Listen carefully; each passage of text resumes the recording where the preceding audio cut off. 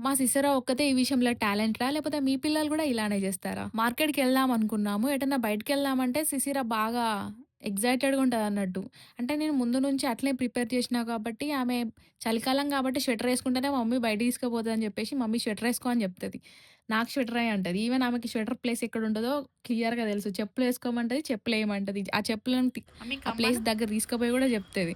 అన్ని హ్యాండ్ ప్రతీది తోటి చూపి. ఇంట్రెస్టింగ్‌గా ఉంటది ఏదైనా నేర్చుకోవడానికి. మమ్మీ పైకి పోదాం, మమ్మీ కిందికి పోదాం, మమ్మీ బయటికి పోదాం, మమ్మీ నన్ను ఎప్పుడు అడుగుతూనే ఉంటది. ఎందుకంటే ఎప్పుడు ఇంట్లోనే ఉంటది గదా!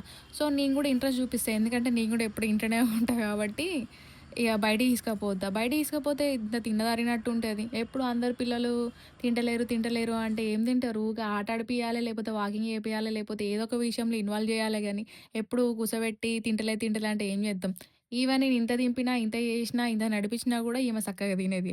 ఇగ అట్లాంటప్పుడు కనీసం ఇట్లా వాకింగో ఏదో ఒకటి జేస్తానన్న తింటదని జెప్పేసి నేనిట్లా తీసుకపోతా. మా కిందక్క గూడా మాతో మార్కెట్‌కొస్తా అన్నది. సో, నేను సిసిరా పోయి ఆంటీని పిలువుపో అంటే కిందకి ఆమె దగ్గరికి పోయి ఏంటి, ఏంటి అని పిలుస్తాంది. ఇగ ఆమొస్తుందని జూసేసి నవ్వుకుంటా రివర్స్ నా దగ్గర ఉరికొచ్చింది.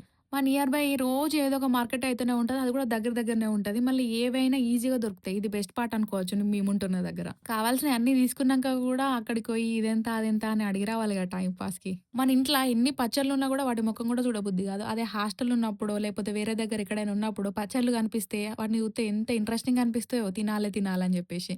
మీరు గూడా ఇంతేనా? బాబాగారు టాలెంటెడ్ అనమాట.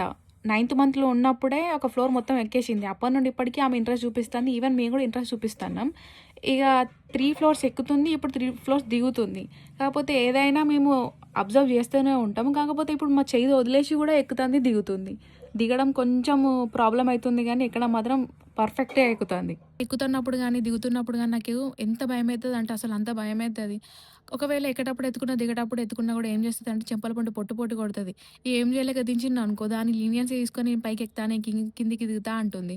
కానీ ఈమె ఏంటి అంటే మేమెవరం లేనప్పుడు ఎక్కడాలు గానీ, దిగడం గానీ అస్సలు జేయదు. ఈవెన్ స్టెప్స్ దగ్గర గూడా పోదు. ఒకవేళ ఆ సాహసాలు చేస్తే ఈమె చింతపండు గాదా? ఆమెకు తెలవదా మరి? అక్కడ పచ్చడి తీసుకున్నా అని చెప్పినా గదా! టమాటా పచ్చడి తీసుకున్నా. రూ. 60 పావు కిలోనట. ఒకవేళ మా మధురమ్మ అమ్మమ్మకి తెలిత్తేనయితే రూ. 60 పెట్టి పచ్చడి తీసుకున్నావా అనను. ఇగ టేస్ట్ గూడా అసలేం బాలేదనుకో. ఆ సిసిర డిన్నర్ టైమ్ అయింది చూపి. తినిపిస్తాన్నా. కానీ సిసిరకి నేనెప్పుడు ఫోన్‌లు లైక్ గానీ, టీవీలు గానీ పెట్టి అస్సలు తినిపియా. ఏది అది ఏమైనా గానీ. ఒకసారి అప్పట్లో టీవీ హెల్త్ బాలేనప్పుడు కొంచెం ఫోన్ ఏది టీవీ అలవాటయిపోయిండే. ఆ తర్వాత ఊకే మమ్మీ ఫోన్ పెట్టు, చూపి. అది పెట్టు అని అడుగుతనే ఉంది.